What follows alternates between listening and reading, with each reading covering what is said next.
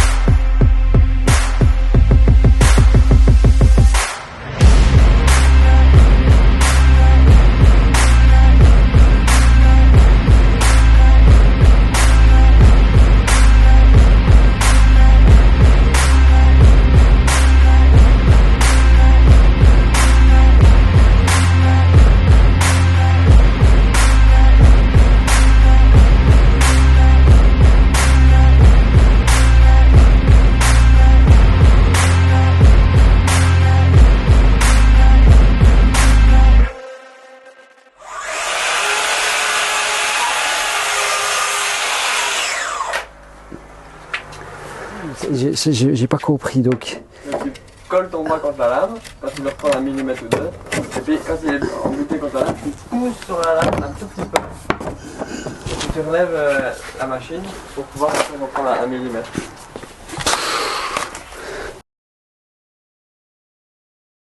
Quoi? C'est ça? Ouais. Tu pousses sur la lame, comme ça tu forces bien sur la machine. Et tu la direct bien quoi.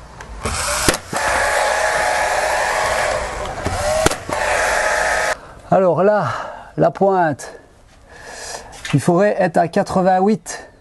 88 de pointe à pointe. L'arrondi en bas. Donc l'arrondi en bas. Alors, là, est-ce que ça passe?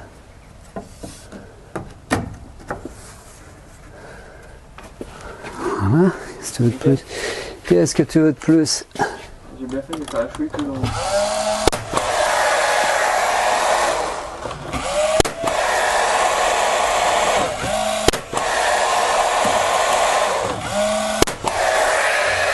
Voilà. Ok, maintenant l'autre côté.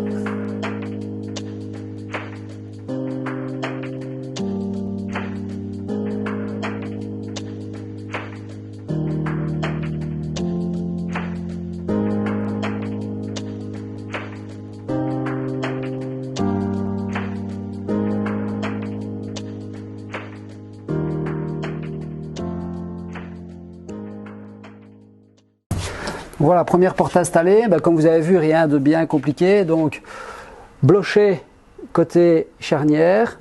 Nous, on a essayé de la centrer. Donc, j'avais pris les mesures en atelier pour être certain d'avoir 1,5 cm à gauche, 1,5 cm à droite. Ensuite, on assemble donc le cadre. Une fois le cadre assemblé, on vient le fixer dans les blochets. On vient régler la frappe avec des cales qui correspondent à l'épaisseur qu'on a souhaité. Ici, c'est des portes à peindre achetées avec champ non dégraissé. Donc, je ne me suis pas embêté, c'est juste une porte de garage. Donc, on a fait 5 mm de jour entre la porte et l'encadrement, tout simplement. Et puis, on a fait des petites baguettes de finition avec un quart de rond pour refermer tout simplement le cadre. Et on est dans la baie. Alors, pourquoi est-ce qu'on l'a mis sur l'avant de la baie? Vous pourrez remarquer ici en bas qu'il y a une marche d'escalier, et donc quand on vient du garage et qu'on ouvre la porte, plutôt que d'être au niveau de la marche et risquer de basculer, ça nous permet en ouvrant la porte et d'avoir un certain recul de se rendre compte qu'il y a donc une marche à franchir. Donc c'est important de nouveau un petit peu à regarder à ça quand on va installer des portes chez les gens ou quand on va prendre mesure au départ. C'est des détails, mais c'est ça qui fait aussi la différence entre les professionnels, je vais dire, et les amateurs qui ne feraient peut-être pas attention à ce genre de détails. Maintenant, on va passer aux portes vitrées et portes WC pivot. Allez, c'est parti!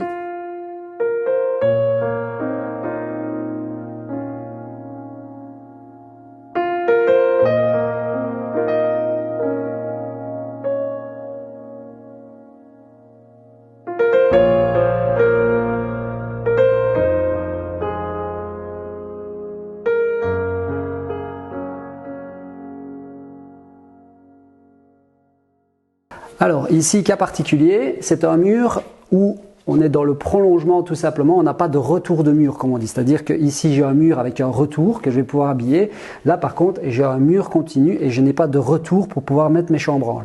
Donc qu'est-ce que j'ai fait? Tout simplement des blochets, donc les parties dans lesquelles je vais venir fixer mon encadrement qui correspond à 5 cm, soit l'épaisseur de mon encadrement plus ce blochet va correspondre à la largeur de mon chambranle.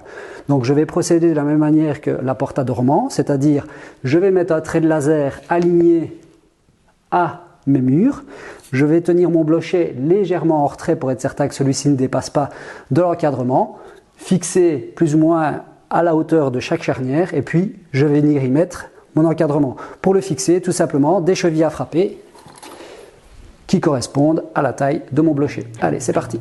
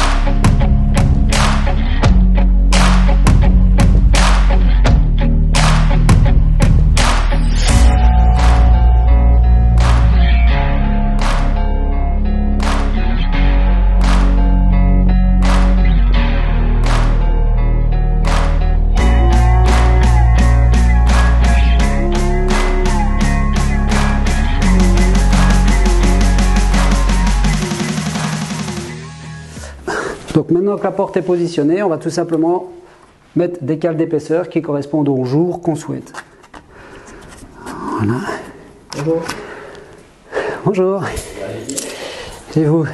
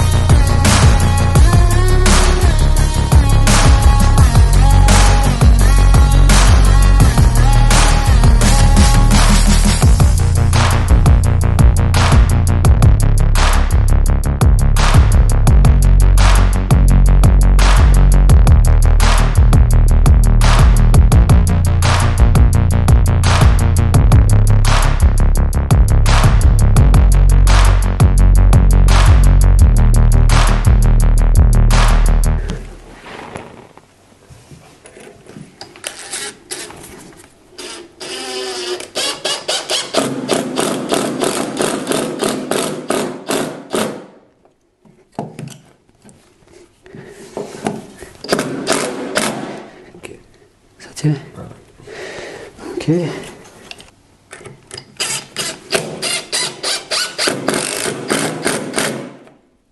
Ok.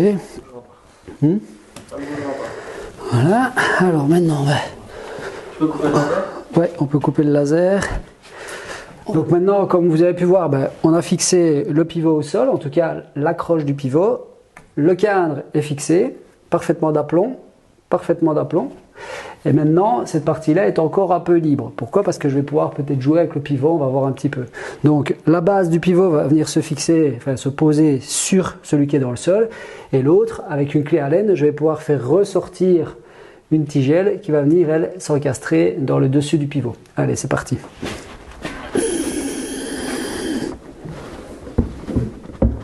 Nickel, c'est ça. Ça va descendre un petit peu. Ok, c'est bon, c'est bon. Voilà. Alors attends. Hop. Voilà. Et alors, on va regarder.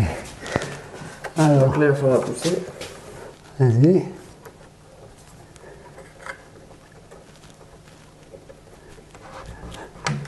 Quoi? Voilà, je crois que... C'est bon là. Ça bouge plus.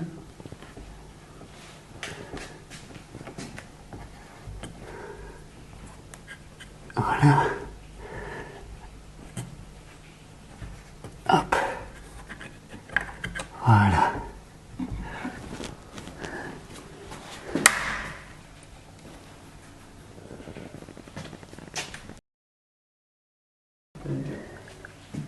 C'est pas stressant du tout.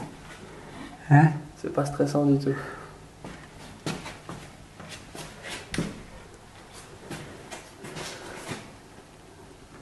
Ok.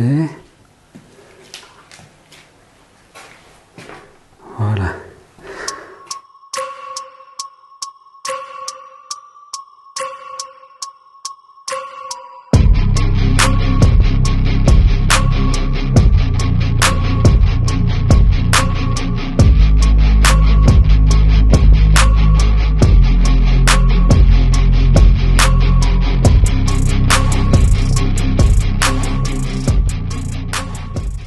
Donc voilà, une fois que la mousse est séchée, donc la mousse est totalement durcie, on va pouvoir passer à l'habillage et aux finitions. Donc moi je vais commencer à mettre mes listelles. Donc je commence toujours par celui du dessus qui va venir s'encastrer dans les rainures, les deux jambes et puis après les chambranles. Je vais vous montrer tout ça.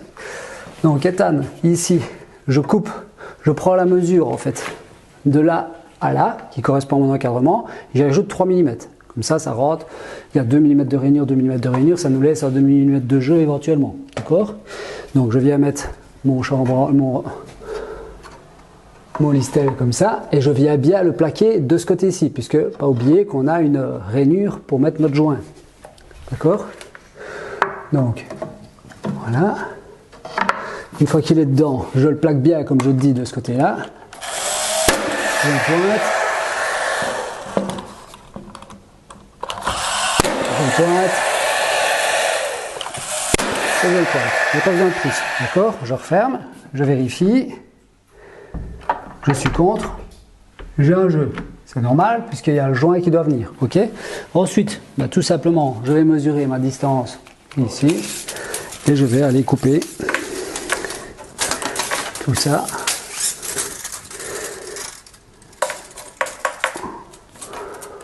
Alors ici j'ai 1,99,8 et de l'autre côté j'ai 1,99,8. Ok, donc on peut aller couper les deux.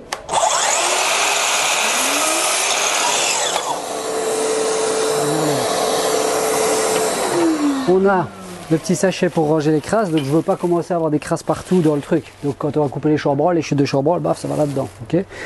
Donc j'ai dit 1,99,8.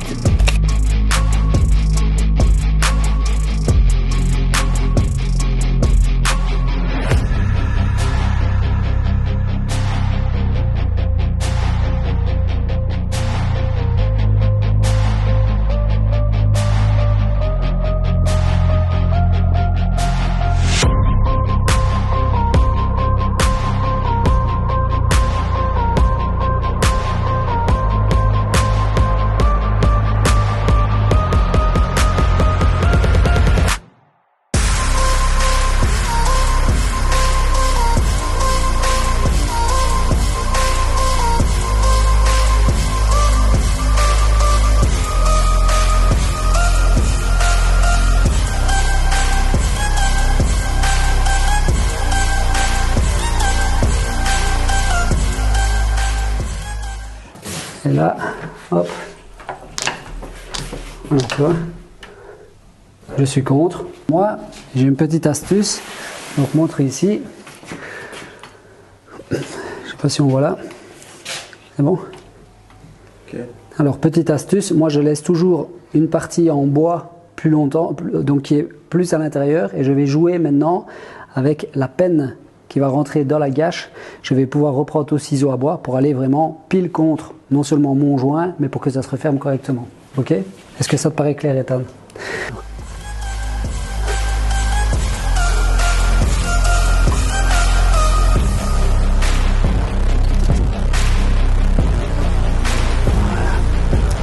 Ok. Voilà, on va fermer. Super. Voilà. Et maintenant, on va passer au chambranle.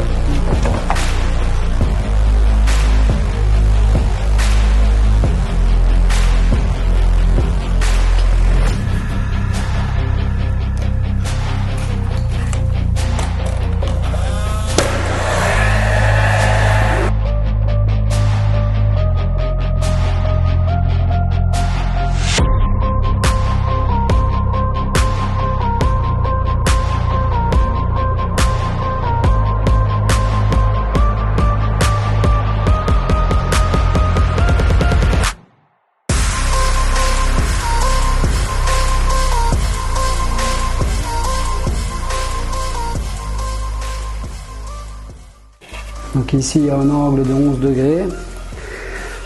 Et 11 degrés ici au niveau des chambranles. Donc pour amener un côté plus linéaire et plus moderne aux portes, on a décidé de travailler comme ça plutôt que de faire des coupes à 45 degrés qui finalement nécessitent plus de boulot ici puisque je dois faire une coupe à 11 degrés au-dessus, 11 degrés au-dessus et 11 degrés de part et d'autre pour venir encastrer ma tête de chambranle. Mais voilà, c'est plus esthétique à mon sens.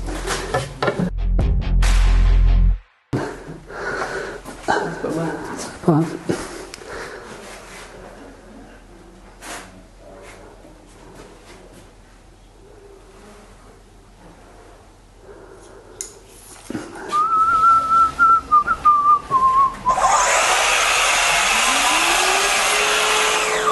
C'est une coupe droite que tu fais là? Ouais.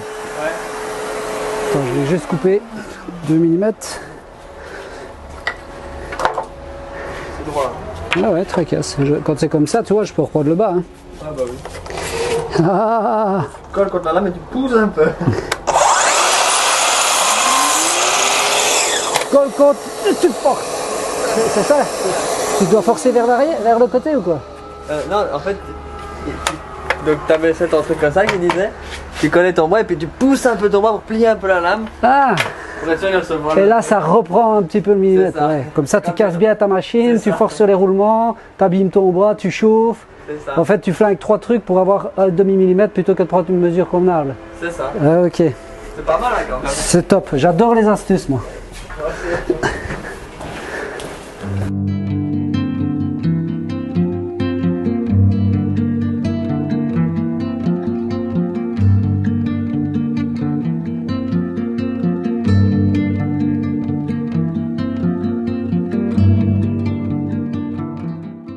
Laisse-moi on va essayer de faire le demi-millimètre avec le forcer sur la lame. Donc, tu dois reprendre ta demi-millimètre. Tu lances ta lame, tu pousses ton bois à mac. C'est ça, et puis là tu casses ta dent. Voilà.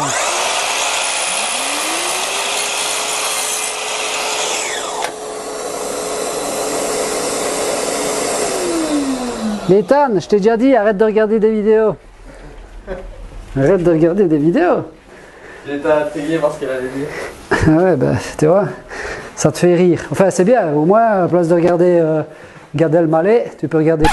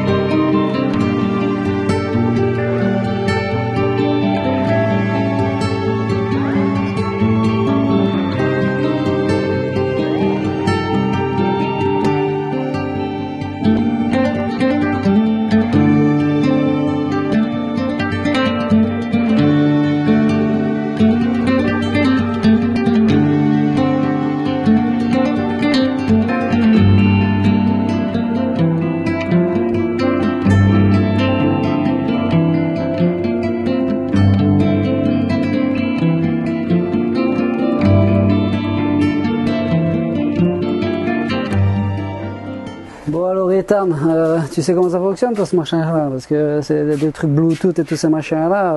Tu appuies là, normalement ça démarre, mais. Ok, donc ça, c'est tout. Tu as posé le truc et puis c'est terminé. C'est ça.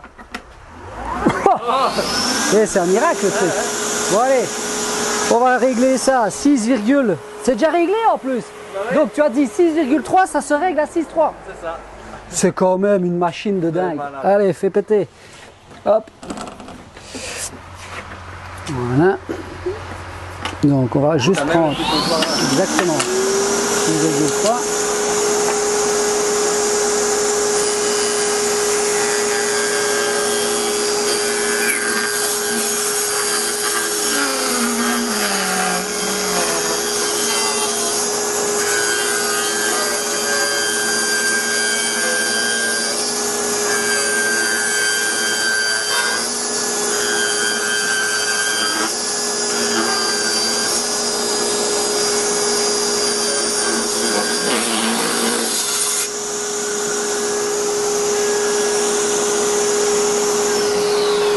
Ok.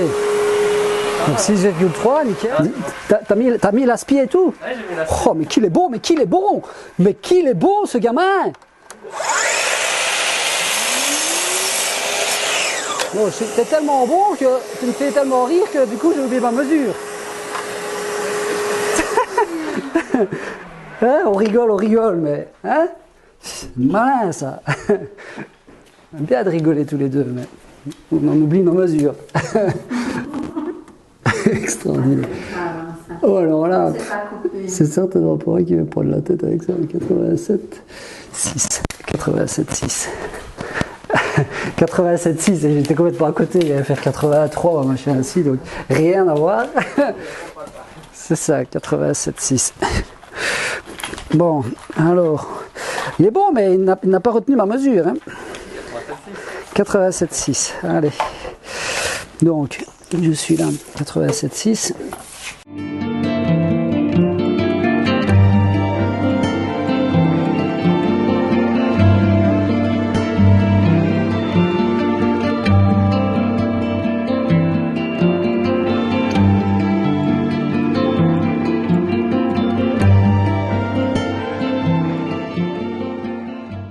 Splendide.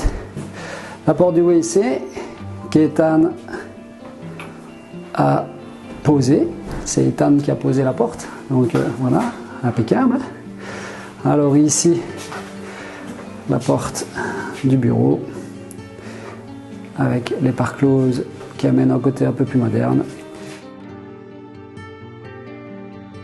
Bien voilà, donc on a terminé la pose des 4 portes, hein, donc 3 portes on va dire normales, une porte sur pivot.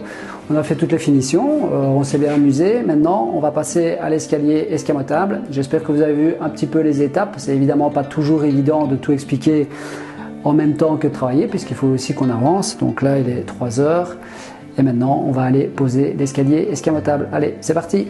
Et tout ça pour faire des vues, il prend des stagiaires pour faire des vues. Oui, bah oui, c'est vrai. Donc en fait, Ethan, t'as une super grosse chaîne YouTube et on le savait pas. C'est ça que les mecs sont fous en fait.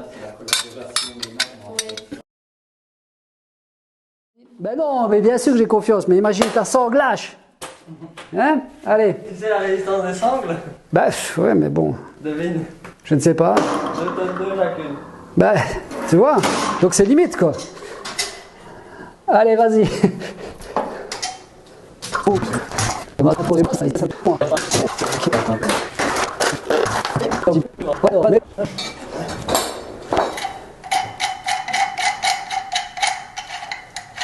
Mais qu'est-ce qu'il est malin ce gamin quand même.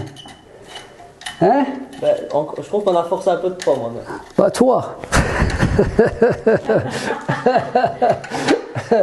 Moi ça va, tu vois, là je force un peu parce que je ne suis pas à l'aise, mais d'ailleurs si je le lâche il descend, mais c'est normal. si tu pouvais me faire plaisir d'aller dans l'autre coin, ce serait ça. Ça me permettrait de le lâcher. Et qui a vissé les écrous aussi loin? Ben je ne sais pas, mais celui-là n'était pas très malin. Hein. À mon avis c'est toi. Il fait exprès, en plus il va tout doucement arriver au bout. Il faut arriver au bout, il continue à... Ah. Allez, Ethan.